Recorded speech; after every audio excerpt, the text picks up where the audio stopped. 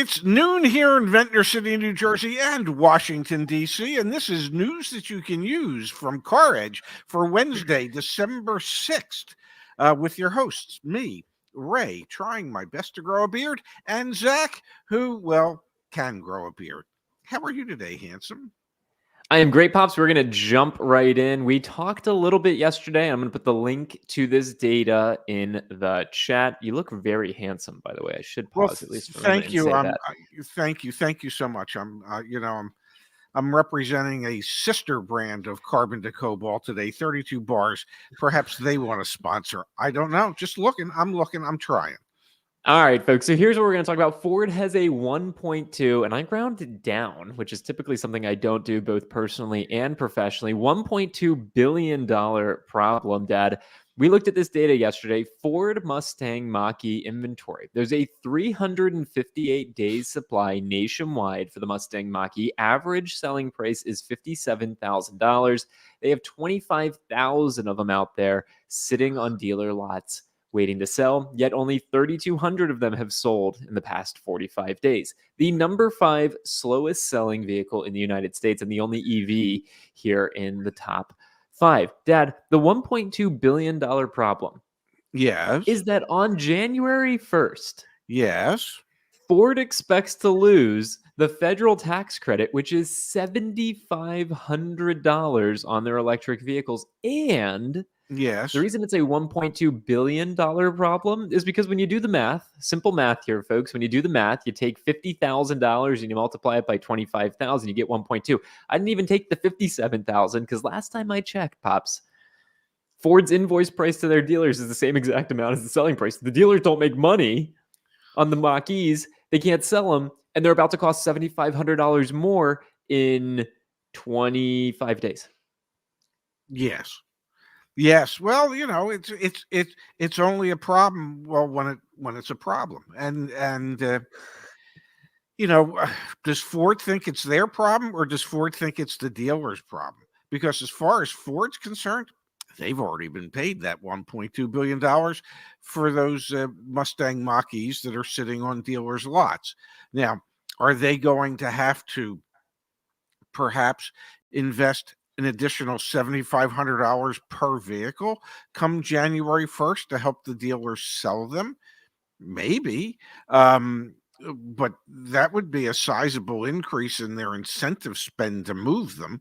It's an issue. It's an issue that's got 25 days where they need to do whatever they can to get those vehicles sold. They are, I hate to break this to Ford, um, but they're not going up in value. They're going to continue to go down in value.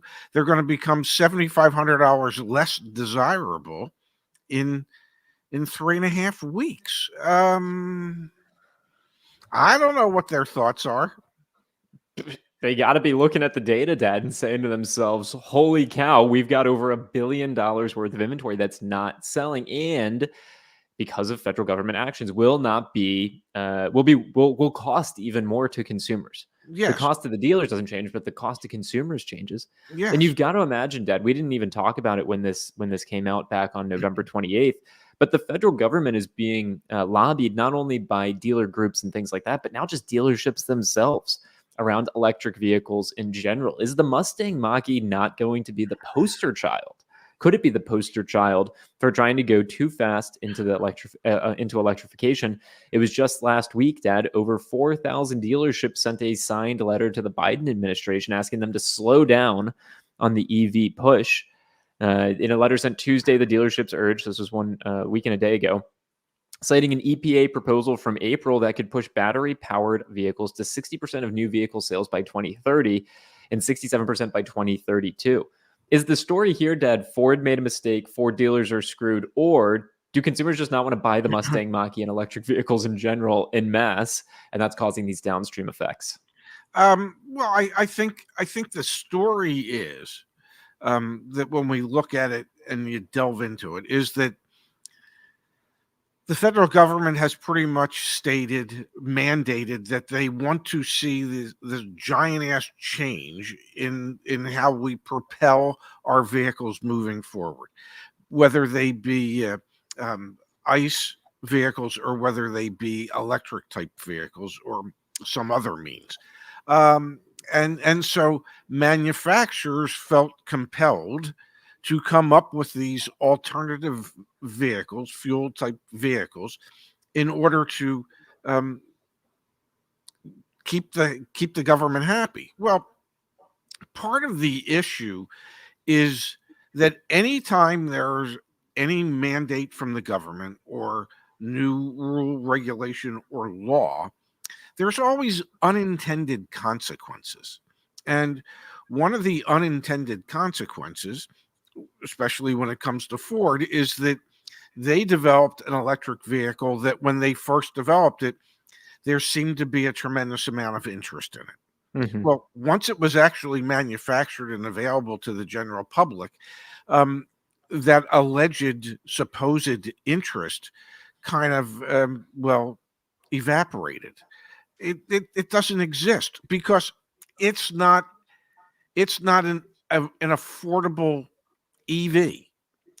I mean, yeah, the average transaction price is 57 grand. Yeah, like And that's I was going to say, and much like Tesla, every time one of these manufacturers said, we're coming out with something new, when they said they were coming out with it, the price they said they were going to charge for it was, I don't know, $15,000, $20,000 less than what they're actually selling it for.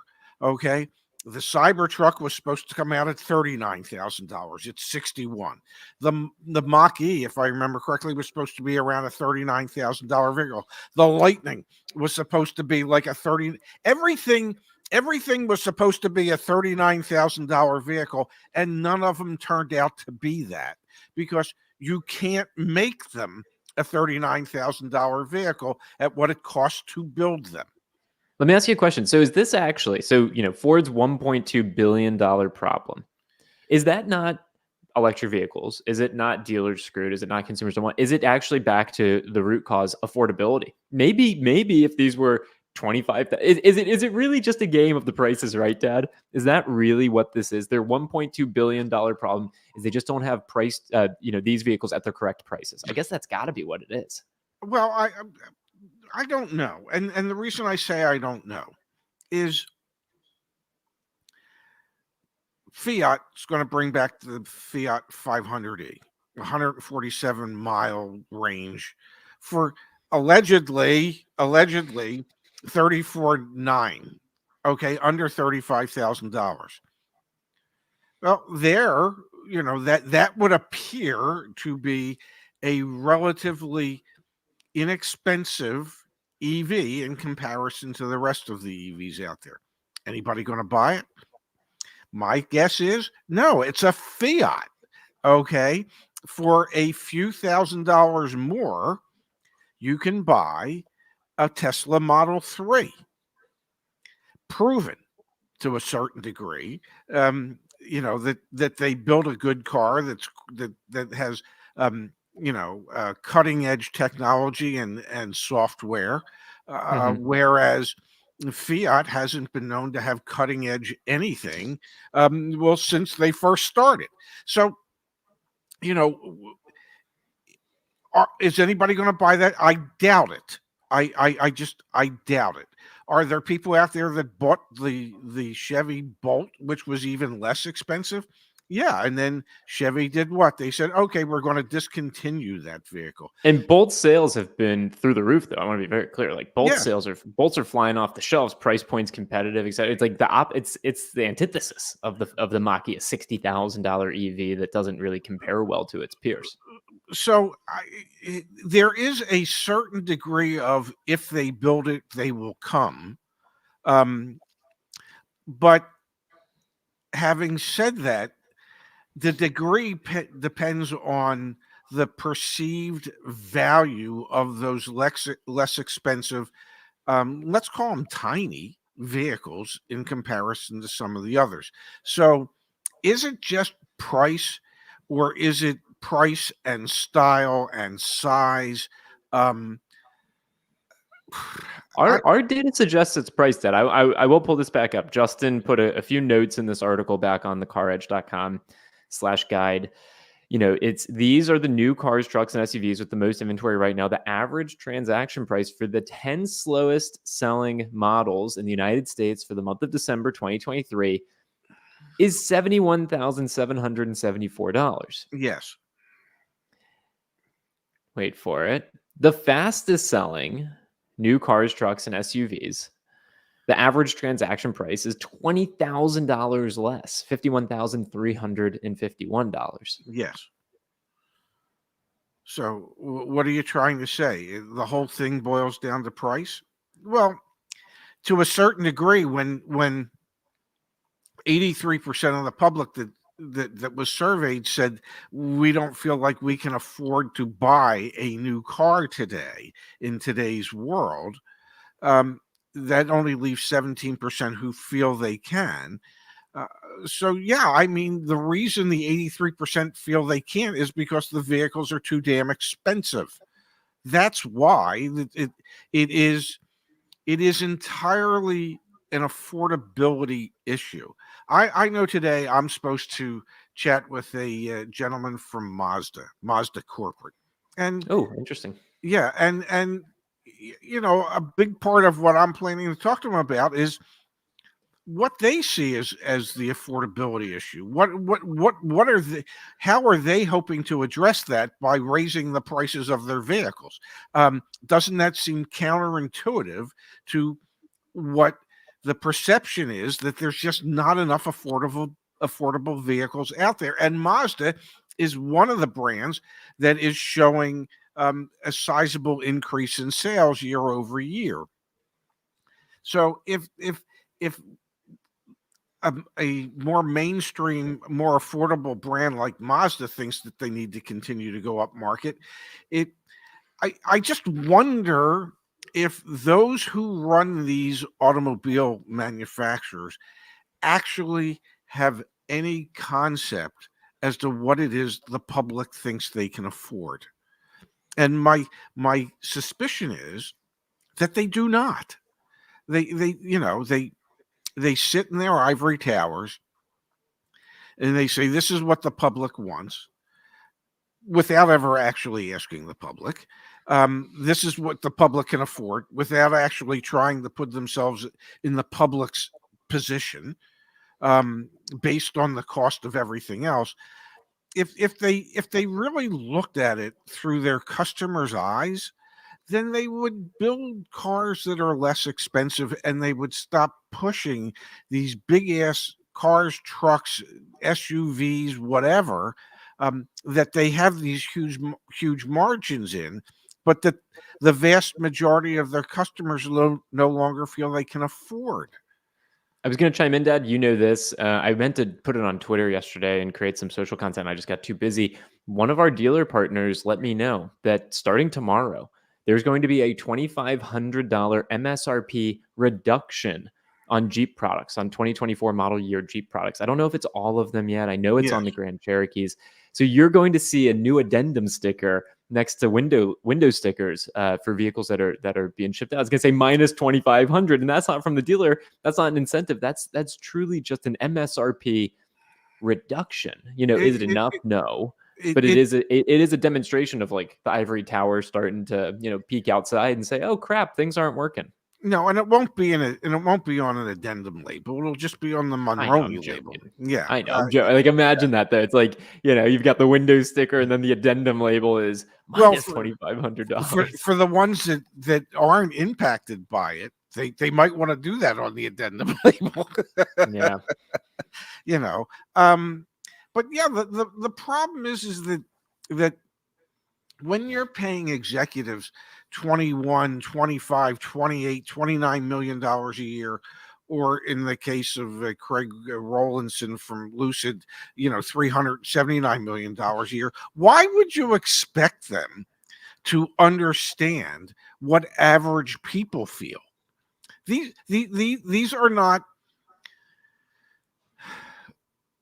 These executives have have no contact and no context in which to understand an average American, an average person trying their best to live paycheck to paycheck, week to week, trying to figure out how they're going to get enough food to put on the table, uh, how to cover their rent or their mortgage, how to cover their automobile insurance, how to cover the average $750 a month new car payment. Uh, these executives have no idea what that struggle is. For them it was, well, should we buy the new Louis Vuitton bag or not? I And hear you. I hear you, man. yeah, Also, let's be very clear. Decisions that were made over the past, I don't know, 5 years were also in a period of time where interest rates were incredibly low. So borrowing money was easier. Things were artificially cheaper in that regard. Money was being printed during the beginning of the COVID, pandemic. So like there yeah, were other macro factors that influence kind of like the price inflation that we've seen. We are also the company that has done the research on automaker price increases versus inflation. And staring the number one truck on this list of the slowest selling vehicles in the United States right now, it is a Ram product and yes, Dodge products. And which automaker increased their prices over the past 5 years nearly 50% when inflation was 21%? That would be Stellantis, the parent yes. company of Chrysler, Dodge, Jeep, and Ram.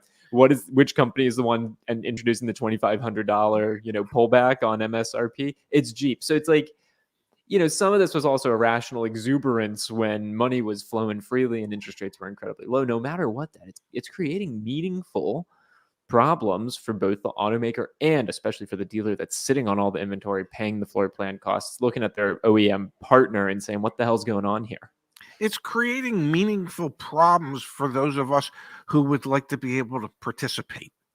Yeah. Okay. And when 83% of the people out there say they can no longer afford to buy a new car, that's 83% of the people that feel as if they can no longer participate. That is an issue. Okay. That is a major issue when more than four out of five people, okay, feel like they can't participate in the American Yeah. dream of buying a house, buying a new car, that it's beyond their reach. And at a certain point, you say, well, if you work hard and you pull yourself up from by your boot, first of all, you have to have boots to even be able to pull yourself up by. Okay. And if you can't afford to buy the boots, what, you ain't pulling yourself up by your bootstraps. At a certain point, people just look at it and they go, why am I trying so hard? There doesn't seem to be any light at the end of the tunnel. And for so many people, when they do see light at the end of the tunnel, ultimately it turns out to be an oncoming train. And All right, this is not going to be Debbie Downer Wednesday here. I've got some good news. Okay, come well, on. You're like, before we get to the good news, I did see that a dear friend of ours was in the conversation today, Farzad, and he wanted to know if I'm ready to buy my Cybertruck. No. all right. The good news, folks. We got negative Nancy, aka Pragmatic Pops, but I'm gonna do the good news. I was talking to one of the Mazda dealers in our network this morning, Dad. Like them holding on to inventory is forcing their hand to discount prices more. So we are seeing downward pressure. The new thing in our network, if you purchase a Mazda through the CarEdge network, we've now got $500 under invoice price on 2024s and $1,000 under invoice price on 2023s. They're selling them. I posted on Twitter. They're selling the 23s at triple net. They're making their doc. Like that's the money that they make on the car deal, and a small flat from Mazda for the finance. $50, $100. Like they're not making money. They just need to get rid of stuff because they've got new stuff coming, and they have to have the old stuff got right. So it's like we are seeing that. Go to CarEdge.com, search trusted dealer filter to see the Mazda inventory there. But it's like that was a phone call I had 2 hours ago, Dad. And I'm talking to him. He's like, yeah, man, like whatever you can do to help us move these cars. Like I cannot go into next year with 23s on my lot. I'm like, okay, understood. It is like the old days 4 years ago, the old days when new car departments traditionally did not make a profit or were limited profitability. I would have. Steve, he's damn it. God, that would have been so much better if I could have gotten it out. And so we're reverting back to that where the selling of new cars is just to move the metal and to give other departments an opportunity to try and make some profit for the store. But the vehicle itself is not the primary path towards a profit. It's everybody else that touches that sale that has the path to a profit. So we're to a certain degree reverting back to the norm, because we haven't been in the norm for 4 years. No. And it dealers are going to have to do what the Mazda dealers are doing, what your Mazda dealers are doing, and that is recognize the fact that you just have to move metal. That's what it is. It's a commodity. Move it. Just get rid of it. It's not like a fine wine. It isn't getting better with age. And the possibility exists that if it sits in that bottle long enough, when you do pop the cork, it could just be vinegar. So do yourself a favor. Let it become somebody else's problem. Let it become the customer's problem. Yeah, that's kind of what it's becoming, right? Like there's so much market volatility right now. There were really, really, really smart people who at the beginning of the COVID pandemic bought a ton of used cars as prices were tanking. And then what happened? Prices and maybe that was skill, maybe that was luck. I think we're going to look back at this period of time in 6 months, Dad, and whoever the hell got rid of their inventory was the smart person, because I don't see why interest rates are still going to be high next year. That's the expectation. What signs point to consumer demand going through the roof for these expensive vehicles? We don't see any of them. So I think if you can get rid of your stuff, if I'm a dealer, I'm discounting, especially with December and people are actually in the market to buy now. Like I'm discounting, man. Like I'm just trying to move on from stuff. And 6 months from now, I think I'll be looking like the smart one. Oh, absolutely. Just listen to the public. Just look at the stats. When 83% of the people say they'd like to, but we can't. Well, that means that your market is limited to the 17% of the people. That's not a big enough sandbox to be playing in. So take whatever you can get until that sandbox expands again. And when that will be, I don't know. The Fed has said that they're not looking to make any adjustments on interest rates until perhaps next September. Maybe they'll change their mind. Maybe they'll do something earlier in June or July. But that's 6-7 months that where people are still going to feel like they can't participate. So if you're a dealer with inventory, don't hold on to it. Do yourself a favor. Do not hold on to it. And if it turns out we're wrong, well, you'll be okay, because guess what? The manufacturer is going to replace it for you if you want it. So when things turn around, you'll be able to get all the cars you need. Pops, I love this comment here in the chat from Brad. Brad, thanks for being here. He says, we are a Honda dealer, and November was our second best month of the year, and this month is starting off the same way. I think that it's important to understand there are OEM differences here. Toyota and Honda dealers are crushing it right now. Yes. Absolutely crushing it. And even for a period of time there, Subaru and Mazda dealers were too, but Subaru not as much. Mazda dealers definitely not as much. Hyundai, Kia dealers even not as much. It went viral on Twitter. Someone got like $2,000 off of a Telluride. Like that's unheard of. Yes. But there are certain brands that are still retaining high pricing power, a lot of short supply that's really dictating the market, and then pretty much everyone else. And we will get the latest new car inventory data from Cox Automotive probably next week. That's that chart that we always like to look at that shows days supply of inventory broken down by every brand. It's going to show what it always shows: Toyota and Honda at the very bottom, and everyone else off to the right. And those are all the other brands that you can negotiate and go get deals on. And dealers should be looking to move metal, move the vehicles. There's very, very little mystery when it comes to selling cars. If there are more customers than there are cars, you get all the money in the world. When there's less cars or less customers and more cars, then you're fighting for the few customers, which means you're going to take shorter deals in order to sell your cars.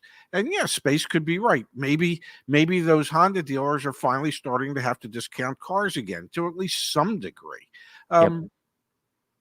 It is it all goes back to the size of the sandbox. That's what it's.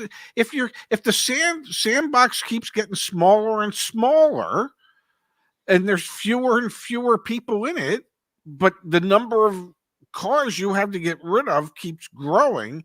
Well, in order to entice those people that are in there, you have to give them a better deal. You have to discount your product, whether it be a discount, whether it be a cash incentive from the manufacturer, whether it be a 0% interest rate for 36, 48, 60 months, whatever it is, in your attempt to make the stuff more affordable for more people. That's what it is. It's not a mystery. It's really not a mystery, man. All right, let's come to the chat here, Pops, and then I want to share some pretty cool stuff back on the website. Scott, thank you for the contribution early in the show. Scott, hey, guys, I just want to say thank you for everything you do. I bought a new vehicle with a 6.75% interest rate going through my credit union. 6.75 is a great rate on a new car with outside financing, aka not, 0.9, 1.9, 2.9. Not underwritten. Yeah. Yes. Congratulations, Scott. Hope you enjoy the new car. And then, Dad, from Elizabeth. Elizabeth, thank you. This was earlier in the show. We really, really appreciate the thoughtful contribution. Merry Christmas. Thanks for all that you do. Yes, a happy holiday season to everyone in the CarEdge and the Ray and Zach community. We're excited for all the festivities. So thank you for the wonderful contribution. It really means very, very kind. Way too kind, to say the least. Yeah. Maybe I'll get you a present this year, Pops. Probably not. We're not really a present family, but we'll see. I doubt it. Yeah, we've never been a present family. All right, I want to show everyone something that we worked on diligently, the team back at CarEdge.com. When you are on the car search and you are a data user, folks, you can click on vehicles, and we've now updated this to have a target discount associated with all new and used vehicles. The target discount is the dealer discount that you should be striving for off of the vehicle's original MSRP. So you can see here on Honda Ridgelines, we think you should be aiming for about 8.6% off. So this is super interesting because I imagine if I come down here, there's a 79 days supply of Ridgelines. So there's a little bit of inventory of Ridgelines. Let's jump over to the CRV, for example. The CRV, shoot for that 2% discount, $850. There you go. The day's supply is 49. That explains why you're looking for less instead of more. Please, please, please go use these resources. Again, this is part of the data plan. You can get access to all of that information for all the vehicles that you're searching for back on CarEdge.com. Really proud of the team for the work that they did to build all that. Super impressive. And we're updating the algorithm constantly to reflect market changes. So really, really, really good stuff from our team. And may I say, the market changes on a daily basis, so it's very, very difficult to keep up with those changes. But your team is trying their best to be as on top of it as they are. And may I say one other thing? There is no organization that I am aware of, and I'm referring to the CarEdge organization.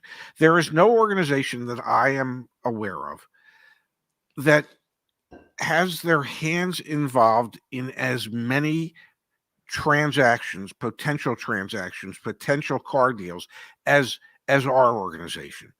And so that our staff, our team really has a much more complete understanding of what the market conditions are throughout the country, whether it be regionalized, whether it be by state.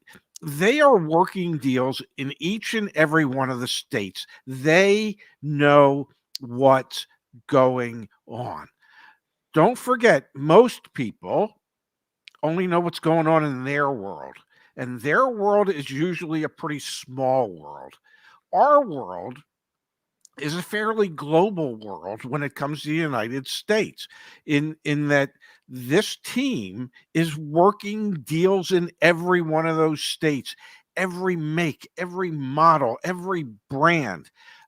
It is unusual for an organization to have as much access to this type of information as what we do. and how we're able to leverage that for your benefit. Just so I needed to say that. And here's I'm an sorry. example, Dad. Like I'm on the community forum, which is just an awesome resource. Mariah, 2022 Ford Explorer plus $4,000 cash in my pocket. Feeling so empowered after this. We could read the whole thing. It's incredible. I need to, maybe after the show today, Dad, I really got to get you back on the community forum. I Like, told you I can't log in anymore. It doesn't let me do anything. there's just incredible, stories of, determination and confidence and doing a great job. And, like, I'm just really, really impressed by what the community, beyond the team that we have, beyond the people that make a little bit of money from being on payroll and getting supported by this, like, it's just the community here, which is And really, really awesome. I've said it before and I'll say it again. The best thing you and your team ever did was start that community forum, allowing thousands of people to gather in one place to be able to share ideas, to be able to share info as to what they're seeing as what's going on in their neck of the woods, to be able to help each other out. That was Yep. the single most important thing your team ever developed. I'm just saying that. I mean, I like the other stuff we do too, but I hear you. All right, I'll put the link up on the screen, CarEdge.com/community. All right, Dad, we got one in us today. If you're ready to go. Really? You gotta be kidding me. All right, let me pull this up on the screen. So from time to time, we share stories of dealers and automakers and everyone in between doing shady and bad things. Dad, we had this at the beginning of last week. Nissan, the OEM, Yes. sues an Illinois dealership for fraudulent warranty repairs. The lawsuit alleges the service department reaped millions with bogus warranty repairs and other schemes. It's almost like we need CarEdge, but for the service department as well. A suburban Chicago dealership service department had a, quote, pervasive culture of fraud and a, quote, pattern of false and or fraudulent warranty schemes that, quote, undermined consumer confidence in the brand, according to a $2.5 million lawsuit filed by Nissan. The automaker sued Woodfield Nissan in Hoffman Estates, Illinois, and its former service director, Roy Carr, for fraud, misrepresentation, unjust enrichment, and breach of contract. The November 17th complaint in Illinois federal court said the dealership conducted an array of schemes that led to massive multi-million-dollar fraudulent payments from 2016 through at least 2019. No bueno, man. This is bad. That is bad. I hope they saved all the bad warranty parts that they were supposed to save for their factory service rep, and sent them back, or had the factory service rep inspect them like they're supposed to do. I mean, I don't think that's what happened, Dad, because in September 2018, Nissan conducted an on-site audit of 358 warranty and repair claims, yeah, and 95% of them were unable to substantiate. Mm. I hate when that happens, and I don't. This business is rife with opportunity for fraud. Definitely. Huge amounts of money moving around. Yes, and there have been sales programs that have been available where dealers could earn a lot of money, and then a year, 2 years, 3 years later, the manufacturer comes in and they do an audit, and they ask you to pull 100 deals and at random, and you pull the deals, and they look at them and they extrapolate. Oh, well, here's this one's not legit. This, and they'll go, okay, out of that 100 deals, we had 15 that were illegitimate. So 15% of what you collected, you probably should not have collected, and the dealer is asked to write a check for a large sum of money. And most of the dealers look at it and they go, it was an interest-free loan, and the smart dealers would look at it and go, let's just do it right. Okay. Yeah. Let's not have to write that check. Because I remember the Acura dealerships in Arizona, and I kept saying, I'm pretty sure I outsold them. I just didn't out retail delivery report them. And the next thing I know, they did an audit and the general manager or general sales manager, I don't know, they had to stroke a check for like $300,000. The dealership did, and The other dealership that was reporting vehicles sold that weren't actually sold. and that sales manager was summarily released that day. Um, you know, and when they came in and they did our store, and we were a Penske store, so you know, you got to do it legit. It's your publicly traded company. They couldn't find anything wrong because, well, we weren't trying to do anything wrong. And it wasn't like my factory rep didn't know that they were reporting things as sold that weren't, because sometimes they would DX those cars to me. Dealer trade. Dealer trade the car to me, and then I'd go to report it as sold, and I couldn't because it had been reported as sold 6 months ago or 8 months ago. And I used to say to my, well, what are you going to do to them about it? There's not much we can do. I mean, you know. fraud is out there, man. That's why we do what we do here at CarEdge. Obviously, the company me and my dad have built with the incredible team behind the scenes for the past 4 years is in public. Everything we do, we're very proud of it. We're transparent. So please, we appreciate everyone that supports us. Fraud is everywhere, folks. Be careful. Auto industry, like the story we covered, of course, but everywhere. So pretty, like true, especially this time of year with holidays and gift giving, like just dot your I's, cross your T's, read contracts, slow down to go fast. Like, just please don't double check your emails, ladies and gentlemen. There are more phishing and scam emails than, you know, you could shake a stick at. So wanted to pull it up back on the screen, CarEdge.com. If you're buying a vehicle, use our car search. We obviously showed earlier in the show, we have the target discounts for all vehicles. We also have, I'll demonstrate it right now, the team's working on updating the Mazda pricing just because we had the phone call this morning. So I'll share Ford pricing because I know that's up to date. Use the trusted dealer filter right here. When you purchase a vehicle through the CarEdge network, not only do you not have to negotiate and haggle with the dealership, we've done that for you. You also never have to talk to a salesperson, folks. We do everything on the CarEdge side. You click on, I want this car. Even if you're out of state and things like that, we can get vehicles shipped to you. There is an additional cost for that, of course. But even if you're outside the state, just click on the, I want this car.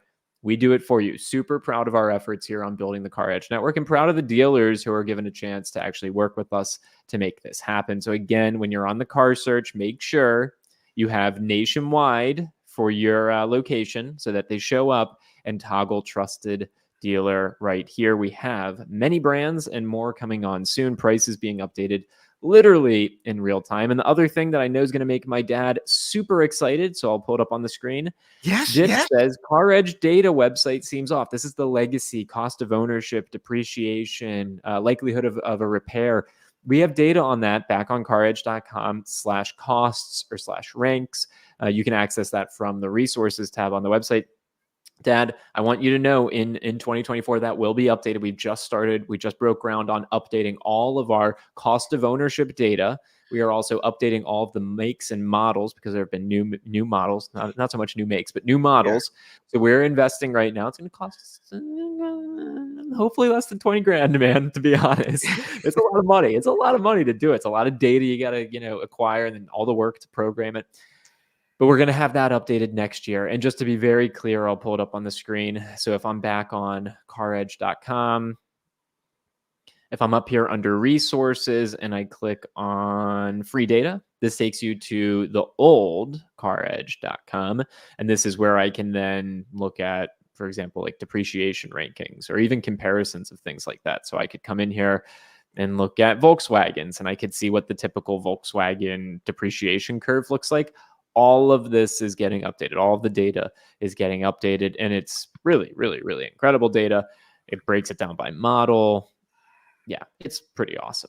It is, and I'm thankful that you're doing it, and that is some of the most important information that we have available for people. So when they want to compare, say, a Subaru Forester to a Mazda CX-5, against a Toyota RAV4, they can look at the different brands and get a better sense as to what they're looking at as far as depreciation, maintenance costs, everything. And those are factors that should play into what vehicle you decide to get if your main concern is just an economic one.